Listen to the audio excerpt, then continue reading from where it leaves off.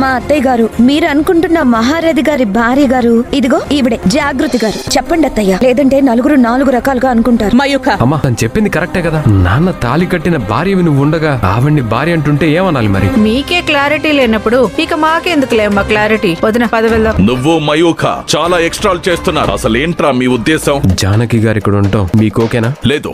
మరి అసలు సమస్య ఆవిడే అయినప్పుడు మమ్మల్ని ఎందుకు నాన్న పిలిచి క్లాస్ పీకుతారు? అదేదో అఖిల్ కి అర్థమయ్యేలా చెప్పి జానకి గారిని పంపించేలా చేయండి. ఏంటి నా భార్యగా, ఈ ఇంటి పెద్దగా నా బాధ్యత, ఈ ఇంటి బాధ్యత నీపై లేవనుకున్నావా? ఈ రోజు ఎంత చెప్పినా వినకుండా ఎదురు తిరుగుతున్న కారణం ఏంటి? జానకి కాదా?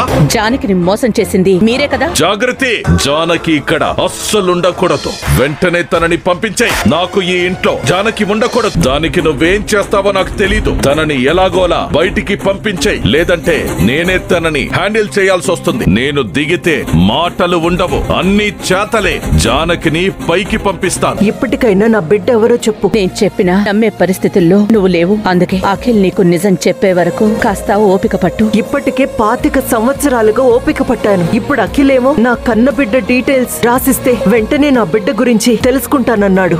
మహారథుండగా అది అయ్యే పనేనా? అకిన్నాళ్లుగా నీకు జరిగిన అన్యాయానికి న్యాయం చెయ్యాలి అని చూస్తున్నాడు. అందుకే కన్న తండ్రికి ఎదురు తిరిగాడు. అఖిల్ నీకేం చెప్పాడో అది నువ్వు చెయ్యి జానకి. ఎందుకంటే అఖిల్ నీ కన్న బిడ్డ. ఏమన్నా? అఖిల్ నీ కన్న బిడ్డ గురించి తెలుసుకుంటాడు. అందుకే తను చెప్పిన నీ బిడ్డ డీటెయిల్స్ రాసివ్వు. రాసిచ్చిన ఫలితం రాదని నాకు అర్థమవుతుంది. సరే జానకి, నీకు బదులుగా నేనే నీ కన్న బిడ్డ గురించి డీటెయిల్స్ రాసిస్తాను. ఏంటి జానకి, నీ కన్న బిడ్డని దూరం చేసింది నేనే కదా? మరి నీకంటే ఎక్కువగా నీ బిడ్డ గురించి నాకే తెలుస్తుంది. ఇదిగో జానకి డీటెయిల్స్, ఇది అఖిల్కివ్వు. త్వరలోనే నీ కన్న బిడ్డని తనే తీసుకొస్తాడు. జానకి, నువ్వు నాకొక సహాయం చెయ్యాలి.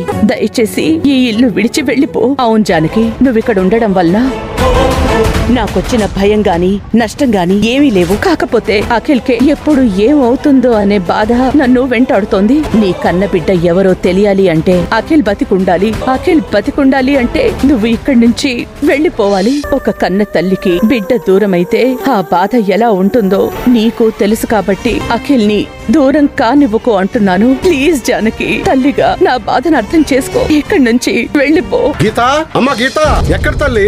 ఏంటి బావా చాలా ఆనందంగా ఉన్నావు? నీ వల్ల అయితే అయ్యేది కాదులే బావా.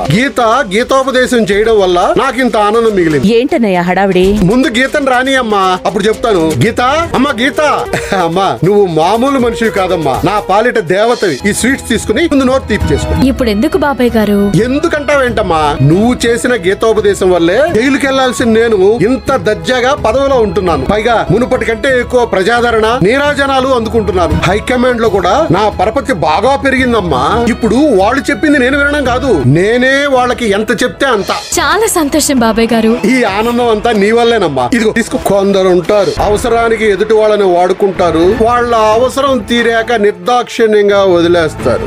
నమ్మిన వాళ్ళకే వెన్నుపోటు పొడిచే వాళ్ళకంటే నీకు నేను అన్యాయం చేసినా నువ్వు నాకు మేలే చేసావమ్మా. అమ్మా, ఈ ఆనందంలో ఇదే నేను నీకు ఇచ్చే వరం. ఏం కావాలో కోరుకో తల్లి. నీకేం కావాలన్నా చేయడానికి ఈ బాబాయ్ ఉన్నా. ఏం కావాలో చెప్పమ్మా. ఎవరిని ఏం చెయ్యాలో అది కూడా చెప్పమ్మా. ప్రస్తుతం పవర్ నా చేతిలో ఉందమ్మా, కోరుకోమ్మా. ఉంది కదా అని పదవిని పవర్ ని దుర్వినియోగం చేసుకోకూడదు బాబాయ్ గారు. మంచి వాటికి ఉపయోగించాలి. అప్పుడే మీకు మరింత మంచి పేరు వస్తుంది. ఆహా, అమ్మా గీత, ఇప్పుడు కూడా నువ్వు నీ స్వార్థం గురించి ఆలోచించకుండా నా కోసమే చెప్తున్నావు. ఈ రోజు నుంచి నాకు అంకిత ఒక్కటే కూతురు కాదమ్మా, నువ్వు కూడా నాకు దేవుడిచ్చిన కూతురు అమ్మా. దేవుడిచ్చిన కూతురువి. అమ్మా గీత, నీకేం కావాలో కోరుకో అమ్మా, లేదంటే నా మనసు తృప్తిగా ఉండదు. ఇప్పుడు కాదు బాబాయ్, సమయం వచ్చినప్పుడు చెప్తాను, సరేనా? అలాగేనమ్మా. ఇదిగో అల్లుడు, ఈ రోజు నుంచి మా అమ్మాయి గీతకి ఈ బాబాయ్ అండగా ఉన్నాడని గుర్తుంచుకో. తనకే కష్టం వచ్చినా ఊరుకోను, సరేనా? అమ్మా గీత, ఒక్కసారి నన్ను మనస్ఫూర్తిగా బాబాయ్ అని పిలువమ్మా. బాబాయ్. చాలమ్మా, నా జన్మ ధన్యమైపోయింది తల్లి.